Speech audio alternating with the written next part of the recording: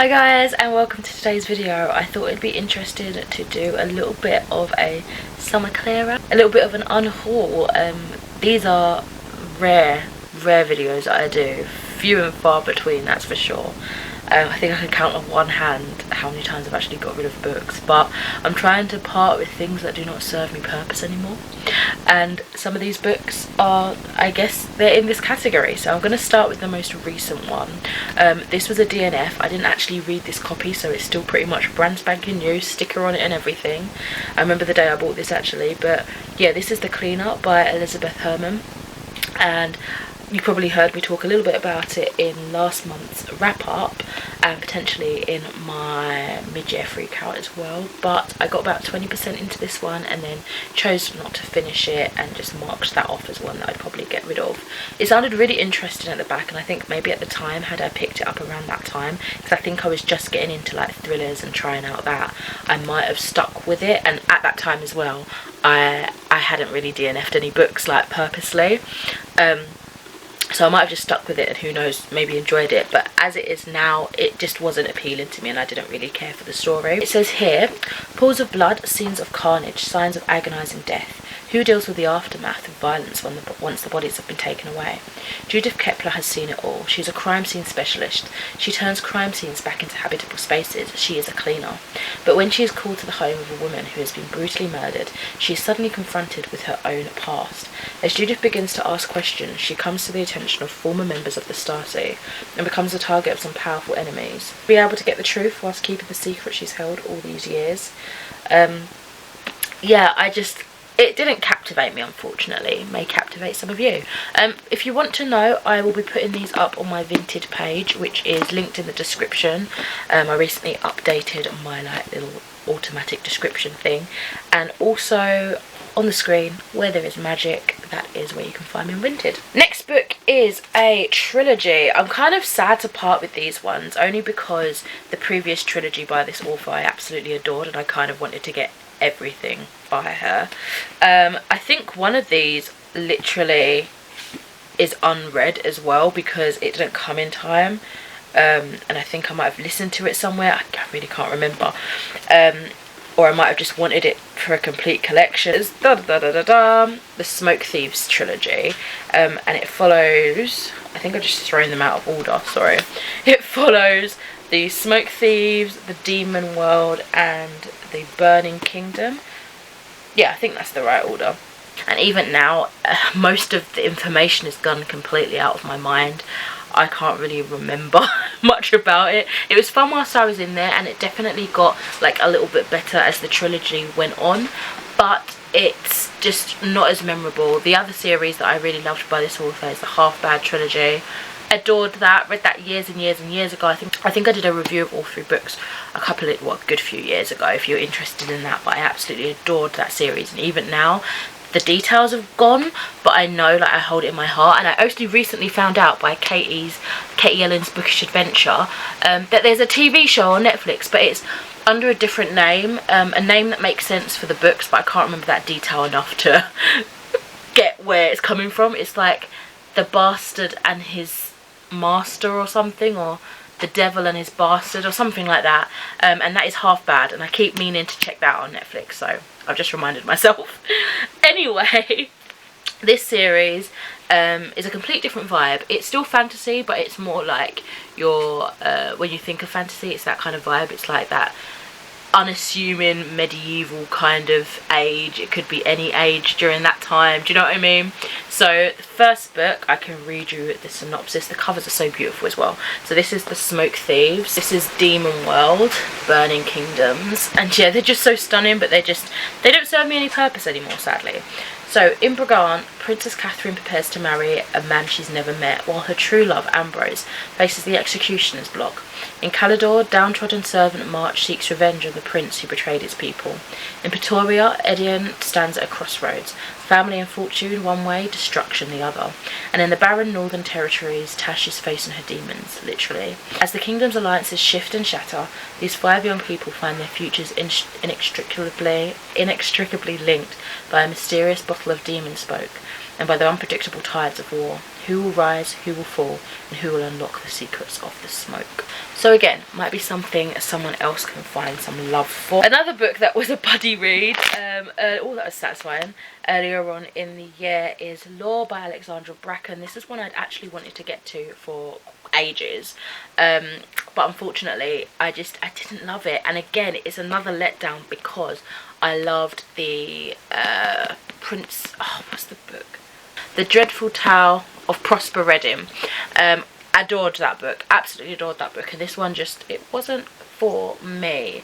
So this is taking inspiration from the Greek mythology, but they basically every 9 years, I believe it is, the Greeks are I guess bestowed into human bodies, and they have this hunt, and basically it's a free-for-all. All the powerful and not so powerful families of old can get together and get on this hunt to basically kill a god. And at this point in time, the gods are completely mortal, they can die like anyone, and whoever kills them is granted their power. Like, they basically absorb their power and become the next one of them. So the next, like, Apollo, or the next Artemis, or the next so and so, you know. So I think it was basically a punishment for a load of gods under Zeus. And it's just been going on and on and on. And we follow our main character, Law, who is kind of swept up in all of this. She's been trying to live just a chill life. She's like the only one of her family remaining, but then of course revenge and justice kind of sparks in her mind, and she's like, right, I'm going to take part in this hunt. I'm already probably a target anyway. I'm going to go out with a bang. So that's what this is about. So it's set in modern day New York, and I think that's one of the main things that I struggled with. Like, the modernity of it didn't blend well with the ancient history of it. Do you know what I mean? Like, I struggled to connect the two together. But yeah, I mean, it just wasn't really for me, and I've never, I guess, really been one of those people that love that sort of hunt chase kind of Hunger Games-esque storytelling, and that's heavily what this was. So alas. Next up, this first book, it's actually a trilogy, but I remember reading the other two. I took them out from the library years ago. So this is another random one from the works, like years and years ago. This is The Spider in the Corner of the Room. Honestly, I picked this up because it sounded super cool. Didn't really know what it was about, but I absolutely fell in love with it. I loved it.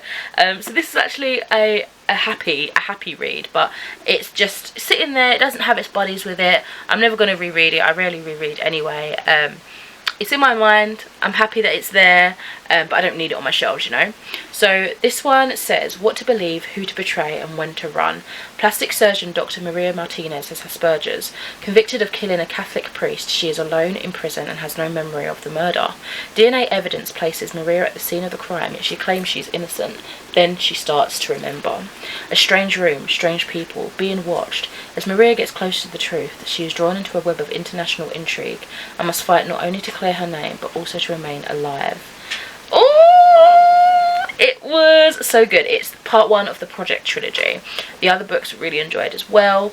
But yeah, it was kind of like a pleasant surprise, because I kind of went into this knowing not really anything, just kind of trying the genre out, and I loved it, and I loved the books continuing it too. But yeah, hoping to spread that love a little bit more around. Hopefully someone else can really enjoy this. Following that up with a little bit of a deflation, a bit of a disappointment, we have Pine by Francine Toon. I think I read this at the beginning of the year. This cover, I loved it. I think I got it from Asda a couple of years ago, and I thought it was going to be like literary gothic, just imbued with atmosphere, and I think it did have the atmosphere, but it just was, I hate using this word, but it was kind of dull. Like, I didn't get that heart racing fear that I was hoping to get. It just, let me get my review up. I'll get my review up, or I'll try to anyway if I can find it. Storygraph's probably a bit better than Goodreads of actually finding the edition that you've reviewed. It says you've reviewed a different edition of this, and it can show you, whereas Goodreads app doesn't do that. Oh my god, I keep typing the wrong words. I'm still not used to long nails, you know. I broke it. I'm so sad. I've been on this buy-app journey, which is Builder in a Bottle. It's basically, these are my natural nails, right, but they've got like this layer over them, so it keeps them strong, strengthened, and that sort of thing. And I was pushing my shoes on today, and I caught it, and I thought it just cracked, like a little hairline crack on the nail varnish, but it was actually inside. So I've managed to get an emergency nail fix appointment tomorrow. So yeah, these long nails still, I'm like typing like I cannot do it. Lauren and her father Niall live alone in the Highlands, in a small village surrounded by forest. When a woman stumbles onto the road one Halloween night, Niall drives her back to their house. In the morning, she's gone. In a community where daughters rebel and men quietly rage, mysteries like these are not out of the ordinary. Lauren looks for answers in her tarot cards, hoping she might be able to read her father's turbulent mind. Neighbours know more than they let on, but when a local teenager goes missing, it's no longer clear who she can trust. In a place that can feel like the edge of the world, Toon brilliantly captures the wildness of rural childhood, the intensity of small-town claustrophobia, uniting the chill of a modern gothic with the pulse of a thriller. And I gave it a 2.5 stars. Here it is. I'm just kind of glazing over what my review said. It didn't really pick up any intrigue until well into the narrative, and even then I didn't feel much of a thrill or excitement. My curiosity was piqued a little later on in the book, and I was interested in what happened to Lauren's mum, especially with the whispers and rumours of something sinister and witchcraft only heard briefly, as Lauren and her dad are in their own isolated world. But it wasn't delivered strong enough, and it had me hanging on way too long to find out the truth of it all. The little suspense it had just didn't stay consistent. I was disappointed in the direction the story went, and with the conclusion, which felt rushed by the end. It didn't feel very literary, and was a bit confusing regarding who the target audience was, because it read much younger than I expected. But maybe that's because we are heavily looking through the eyes of a 10-year-old for the most part. The atmosphere of living in an isolated small rural town was done quite well. It definitely felt cold, and that everybody knew everything about their neighbours, which helped hike up feelings about paranoia and suspense. I just wish it did more of that and had that carry into the thriller aspect of the story. So it did leave a lot to be desired, unfortunately. And lastly, I have a series of just 4 books here. And I recently spoke about these in my mid-year freakout tag. And these are, let me get them in the right order. When they're facing the shelf, like, it makes sense, but then when I show them, it doesn't make sense, so I've had to swap around. This is the Demonata series, or 4 books from the Demonata series, which when I continued with the 4th book this year, I quickly realised it's actually more than 4 books. So these were all like charity shop finds at some point, I think. They've got a bit of love, a bit of wear and tear. So we have Lord Loss, which is the first book. They're all basically set in the same world. They're the Demonata series, but they follow like different characters and stuff throughout. So Lord Loss, where we're introduced to the, I would say, the main overarching villain that you do see repetitively. He's like one of the main reoccurring characters, I would say, throughout the series. Demon Thief, if I remember correctly, I think it's either this one or the 3rd one that I wasn't as impressed by, but I still enjoyed. Slaughter, I love all the different colours. And finally Beck, but not finally For What I Have. And again, these are books that I've really enjoyed, but I found audiobooks for them now, and I'd much rather get into them. Then at the time, I think I got through the first 3 books quite quickly, and if I'd had all the other ones, I probably would have just read them all back to back and loved it. But I don't feel the need to have them in my collection now, because I'm past that point of super hype enjoyment. I kind of just want to breeze through them as and when, and I found that I can do that with the audiobook. So yeah, that's why I've decided to pass these on and give them a new lease of life. Oh, so there we have it. I think that's about 11 books that I am removing from my home. My other half will be glad to see less risks and fall hazards dotted around the living room, that's for sure. Let me know if you've read any of these books yourselves, and if you have opposing views to me, if you maybe liked something that I didn't like, or vice versa. But yeah, thank you for watching, and I shall catch you in another video soon. Bye.